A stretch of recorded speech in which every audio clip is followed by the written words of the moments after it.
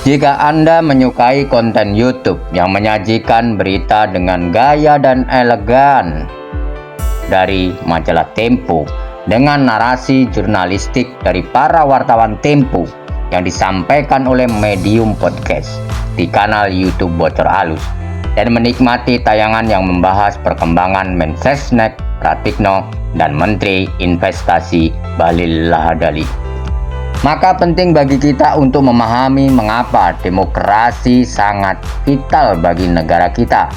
Demokrasi harus dijaga dan dilindungi dari pelanggaran serta indikasi korupsi yang dilaporkan oleh para wartawan majalah Tempo melalui hasil investigasi mereka. Saya Mas Duta, kembali lagi di Opini Demokrasi, Suara Rakyat Jelata.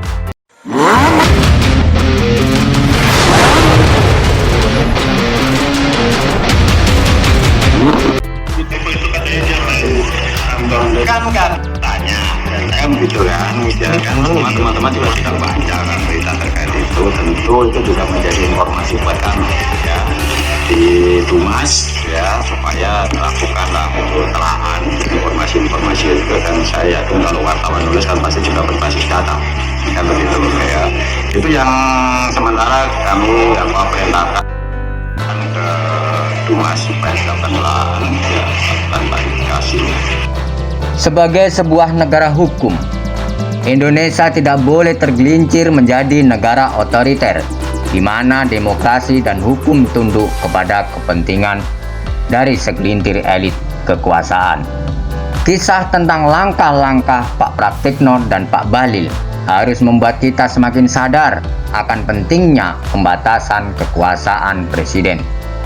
Kita harus bertanya, mengapa jabatan presiden harus dibatasi hingga 2 periode? Seperti yang dikemukakan oleh Lord Acton, power tends to corrupt and absolute power corrupt absolutely. Kekuasaan cenderung korup dan kekuasaan yang absolut cenderung korup secara mutlak. Sangat jelas sekali bahwa kekuasaan itu cenderung untuk menjadi korup, dan kekuasaan yang tidak terbatas pasti akan korup. Melihat tindakan Pak Jokowi dan lingkarannya yang semakin tidak terkendali, bahwa telah mempraktekkan manipulasi demokrasi dan pengabaian terhadap hukum-hukum. Hal ini seharusnya menjadi sinyal keras bagi kita semua untuk bersama-sama menyelamatkan demokrasi, prinsip-prinsip negara hukum. Kita harus mengembalikan prinsip-prinsip demokrasi dan negara hukum ke posisi yang tegak di Indonesia, dan tidak boleh membiarkan kekuasaan dipermainkan oleh segelintir elit yang tidak memperdulikan hukum dan kesejahteraan rakyat. Kembali kepada esensi kemerdekaan yang telah diperjuangkan dengan susah payah oleh para pendiri bangsa ini. Mereka menetapkan demokrasi dengan negara hukum sebagai pondasi utama bagi kemajuan bangsa ini. Perjuangan mereka adalah perjuangan untuk menghapuskan elitisme dan mewujudkan keadilan sosial bagi semua lapisan masyarakat, bukan untuk menghentikan satu kelompok elit dengan kelompok elit yang lainnya. Indonesia yang kita cintai ini didirikan, dimerdekakan dari penjajahan semata-mata untuk menyejahterakan rakyat kecil.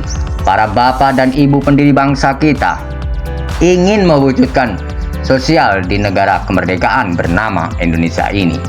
Di era penjajahan, di sepanjang era penjajahan, para bapak dan ibu perintis kemerdekaan dan para pendiri bangsa ini menyaksikan sendiri bagaimana dan mengalami sendiri bagaimana apa yang dinamakan penindasan manusia oleh manusia, eksploitasi manusia oleh manusia, rakyat kecil, rakyat jelata, kaum wong cilik, mereka yang bodoh dan tertindas.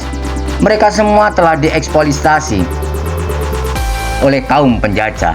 Mereka diperas tenaganya untuk keuntungan dan kekayaan kaum penjajah.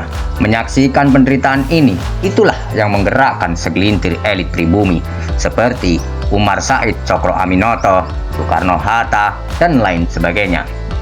untuk bergerak dan membangun solidaritas kaum pribumi. Mereka menentang elitisme kaum penjajah Belanda.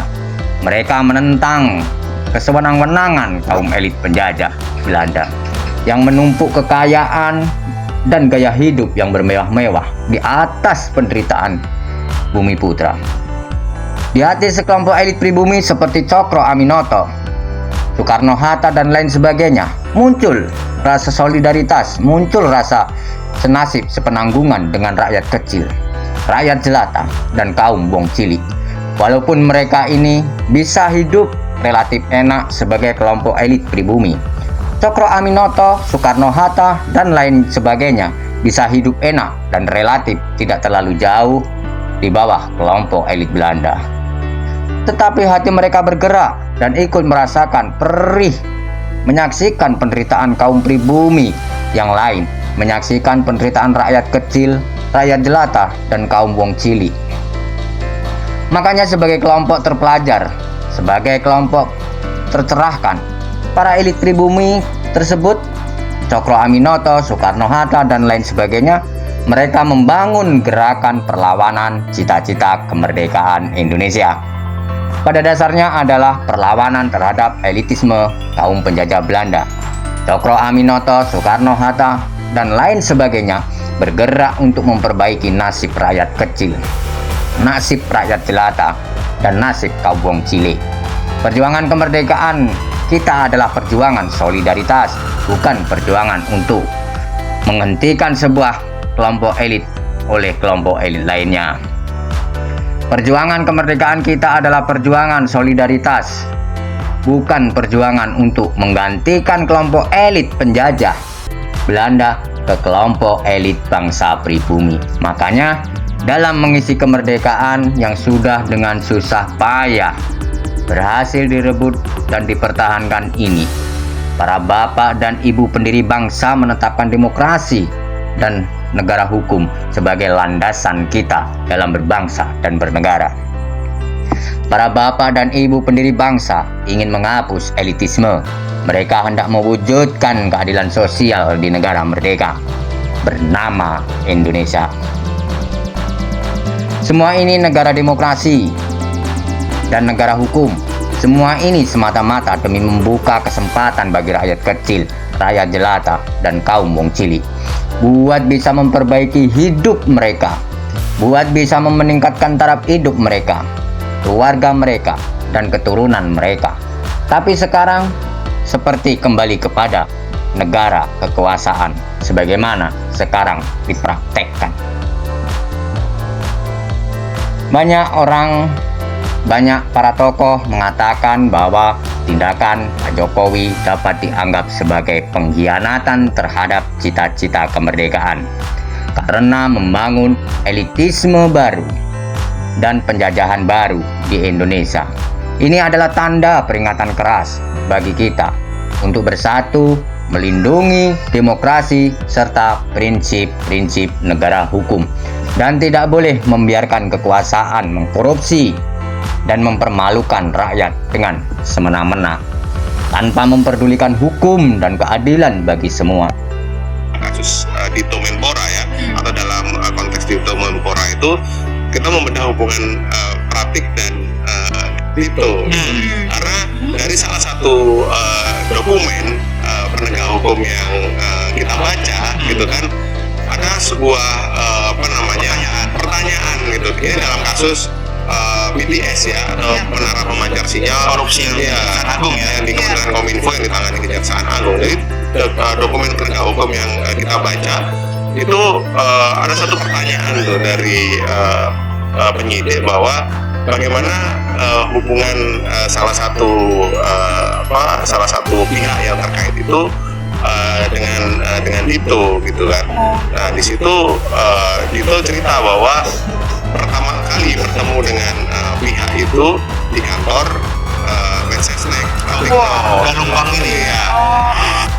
Saya yakin bahwa informasi yang disampaikan jurnalis Tempo juga menjadi pencerahan bagi kita semua, karena mereka menyampaikan berbasis data yang akurat. Semoga para wartawan terus memberikan informasi yang berbasis data dan berkualitas, sehingga kita dapat terus mendukung upaya untuk menjaga demokrasi dan negara hukum. Wes ngono wae lah, aku ngopi dhisik. Bye.